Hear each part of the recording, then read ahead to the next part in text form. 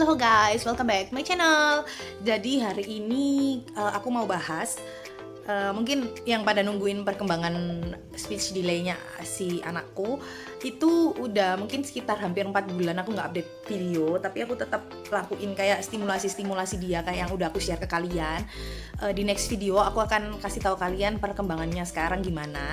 Jadi jangan lupa kalian subscribe dan turn on notification. Kalau kalian pengen tahu perkembangannya gimana, mungkin buat kalian yang juga mengalami hal yang sama, kita bisa belajar bersama-sama dan saling membantu. Jangan lupa juga like dan komen di bawah. Nggak usah ngapain komen. Nah, kalau kali ini sebelum aku bahas soal perkembangan speech delay-nya si Caleb, aku akan bahas seperti permintaan beberapa teman di DM Instagram, yaitu soal sekolah PAUD. Apa itu PAUD? PAUD adalah pendidikan anak usia dini. Sebelumnya aku juga disclaimer dulu jadi dari setiap video aku mau disclaimer, aku ini bukan menteri pendidikan, aku juga belum menjadi expertise. Jadi semua hal yang aku share di YouTube aku ini adalah murni berdasar pengalaman dan apa yang aku tahu, apa yang aku pernah baca, apa yang aku pernah alami, apa yang pernah aku pelajari, dan apa yang pernah aku dengar. Nah, kali ini aku bahas tentang sekolah PAUD kan. Jadi beberapa teman itu ada yang tanya, mau konsultasi dong, kira-kira sekolah PAUD itu penting nggak? Yang pertama, kalau penting atau enggaknya itu tergantung sih dari orang tua. Kalau buat aku sih ya sebetulnya penting kalau tidak pandemi. Kalau nggak pandemi ya. Jadi sebetulnya aku udah mulai sekolahin anakku tuh usia 2 tahun. Tapi karena di tengah-tengah sekolah itu tiba-tiba ada virus corona ini, jadi sekolahnya jadi online. Kalau menurut aku online di rumah untuk anak PAUD it doesn't work. Jadi aku berhentiin sekolahnya. Nah, kita mau bahas yang anggap aja ini nggak ada pandemi nih ya. Kalau aku sih kapannya ada beberapa sekolah yang menyediakan mulai baby class. Nah, buat kalian yang mungkin uangnya kebanyakan dan pengangguran, tapi nggak bisa bingung mau ngajak main anak apa di rumah, boleh banget kalian masukin ke baby class. Karena kalau namanya sekolah itu kan dia sudah pasti pikirkan semua aspek dari motorik, kognitif, terus bahasa, semuanya pasti udah dipikirin. Jadi kalian sedikit banyak terbantu untuk menstimulasi perkembangan anak kalian. Nah, kalau yang normal nih, yang normal itu mulai kapan ya? Yang aku tahu mulai 2 tahun. 2 tahun itu di playgroup A, atau ada yang menyebut itu nursery atau pre-nursery ya.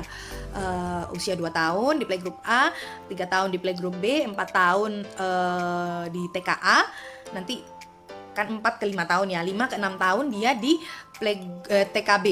Nah, ada beberapa sekolah yang aku tahu sih terakhir itu aturan pemerintah, katanya kalau kamu mau masuk SD itu usia harus 7 tahun.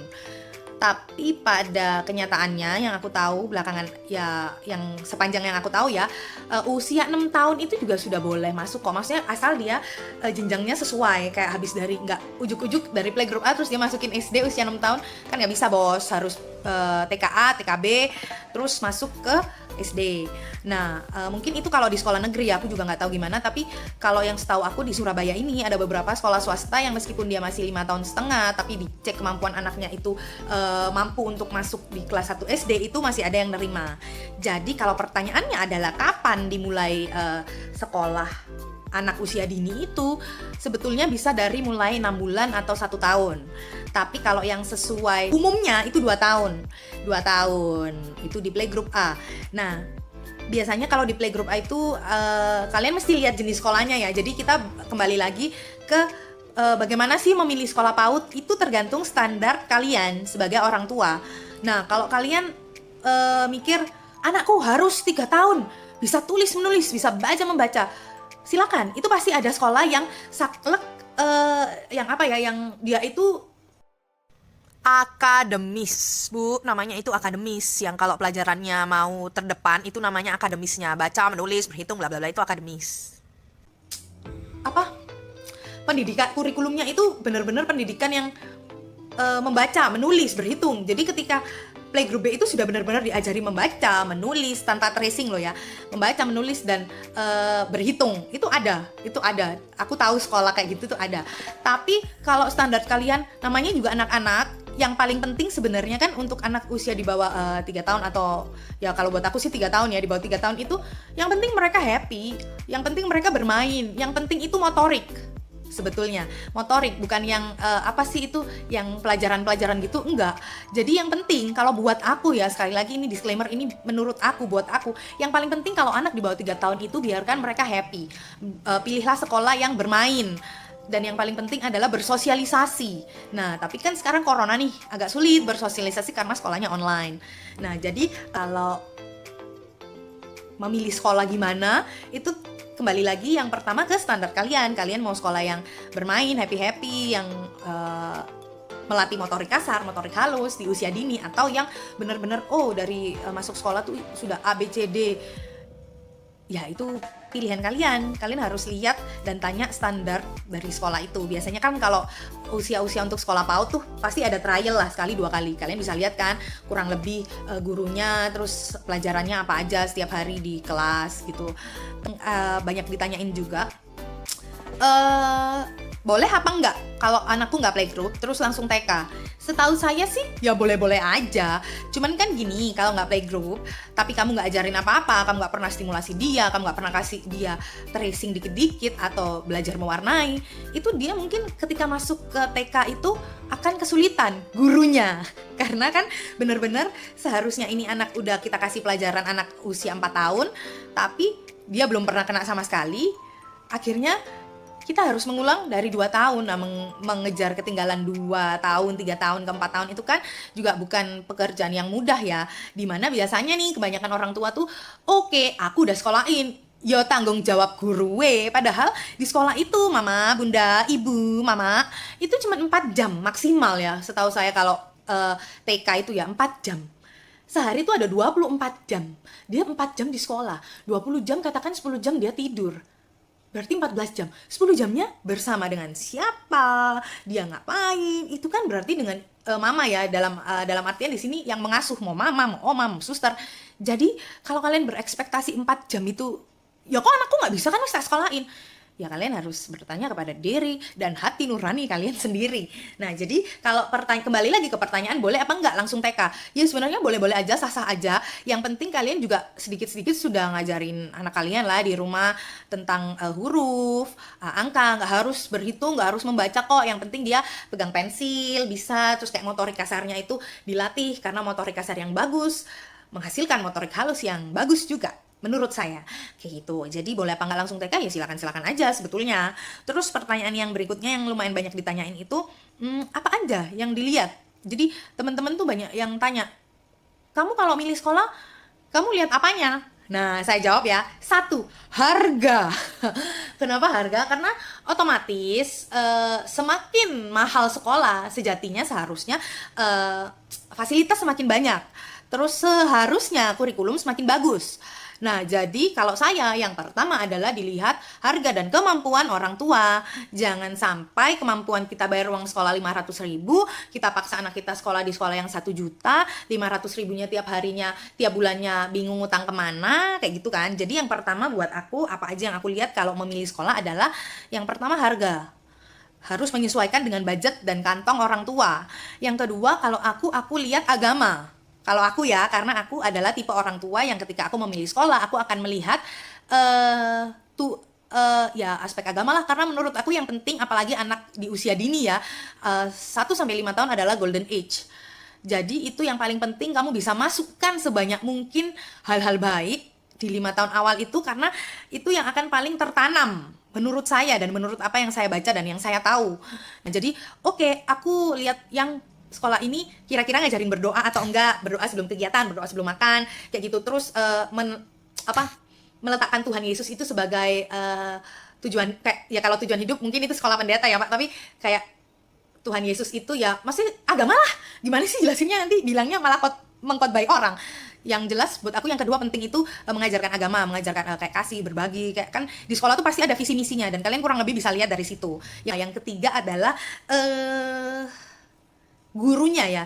Jadi sebelum saya melihat ke kurikulumnya, saya lihat dulu gurunya ini apakah dia tipe guru yang cuek, atau dalam satu kelas ini murid 20, guru cuma 2, anak usia 2 tahun.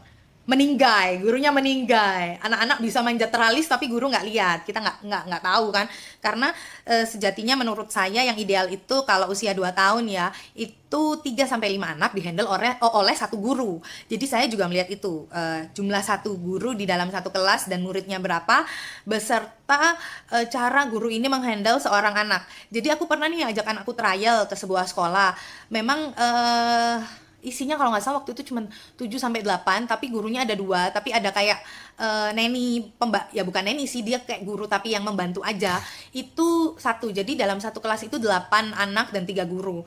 Itu pun masih lumayan kewalahan menurut saya. Jadi tapi saya lumayan suka di situ karena gurunya ini ekspresif. Semua guru yang ada di kelas itu mereka semua ekspresif, which is good. Kalau untuk anak usia di bawah 5 tahun kan mereka butuh yang ekspresif gitu loh, dan mereka juga care, nggak yang kan kadang ada kayak ayo cuci tangan tapi nggak dituntun, nggak di apa. Nah itu juga penting buat saya. Jadi saya juga lihat gurunya. Baru yang terakhir saya melihat ini galau sih, kurikulum dulu kali ya, karena kurikulum dulu baru saya lihat fasilitas. Karena sebetulnya fasilitas ini menurut saya juga penting untuk anak di bawah 5 tahun, karena mereka kan lagi senang bermain. Bayangin kalau kita di sekolah tapi nggak ada playgroundnya, mereka kan juga butuh bermain yang fisik gitu loh. Jadi menurut saya fasilitas itu juga penting. Terus kayak mereka kan pasti belajar potty train. Nah gimana WC-nya tuh layak atau enggak, karena kan aku agak jijian ya, WC-nya tuh layak atau enggak, tempat cuci tangannya tuh tinggi atau rendah, terus tempat bermainnya gimana, atau apa bersih atau tidak. Jadi yang keempat aku baru lihat kurikulum berbanding lurus dengan fasilitas. Jadi sebetulnya kurikulum itu penting ya kalau kurikulum angkanya 6, fasilitas 5,5 lah. Tapi fasilitas itu nggak kalah penting buat aku. Terus dulu aku pernah bikin polling di Instagram. Penting nggak sih buat kalian ada CCTV di kelas? Nah kalau menurut aku sendiri itu penting, karena aku namanya anak ya, dulu aku juga waktu ngajar kan tiba-tiba ada pulang anaknya tangannya biru, loh ini kenapa miss? Ya kan yang aku bilang itu tadi kan, kalau missnya cuma 3 terus anaknya katakan 10, 12 atau 15, kan kalau kita pakein celana yang ini yang sono dorong-dorongan, kadang kita sempet nggak bisa melihat ya, memperhatikan, atau kita juga jadi bisa tahu oh ini dicubit di rumah atau dicubit di sekolah, kan kita bisa lihat semuanya dari CCTV. Plus kita juga bisa lihat oh anakku diapain aja sih, maksudnya kan siapa tahu ya, mana tahu namanya guru juga manusia, lagi ada masalah pribadi atau apa, terus tiba-tiba emosi anak kita diapain gitu kan, kita juga nggak tahu ya. Jadi menurut aku CCTV itu penting, sama pentingnya dengan AC di sekolah. Aku udah share beberapa yang aku tahu tentang sekolah PAUD. Kapannya kita bisa mulai sekolah itu ya mulai usia 1 tahun. 1 tahun udah bisa ya, ada yang baby class. Tapi kalau yang normalnya sih 2 tahun. 2 tahun itu di playgroup. Nah terus kalau standar untuk memilih sekolah itu apa aja itu tergantung orang tua. Tergantung kalian mau sekolah yang fun, bermain-main, atau sekolah yang agak strict, belajar gitu. Terus kalau standar usia yang saya tahu sih ya 2 tahun playgroup A, 2 ke 3 playgroup A, 3 ke 4 playgroup B, 4 ke 5 TKA, 5 ke 6 TKB, nanti 6 masuk SD. Nah terus kalau ditanya boleh apa nggak langsung TK, ya silakan aja. Nah terus kalau yang dilihat dalam memilih sekolah, tadi aku udah share, kalau dari aku ada 4 aspek yang aku lihat. 1, harga, karena disesuaikan dengan kemampuan orang tua. Yang kedua adalah base agama. Yang ketiga adalah, lupa saya Pak. Yang ketiga itu gurunya, saya lihat gurunya. Terus yang keempat baru saya lihat kurikulum yang berbanding lurus dengan fasilitasnya. Nah buat teman-teman mungkin kalian mau share pengalaman kalian, atau kira-kira apa aja sih standar-standar kalian yang kalian lihat kalau memilih sebuah sekolah, kalian bisa komen juga di bawah ini. Jadi buat teman-teman yang mungkin lagi galau, lagi bingung, lagi nggak tahu arah tujuan mau sekolah gimana, juga bisa saling share dan saling berbagi. Video hari ini sampai sini dulu. Jangan lupa kalian like, subscribe, dan share. Thank you, bye-bye.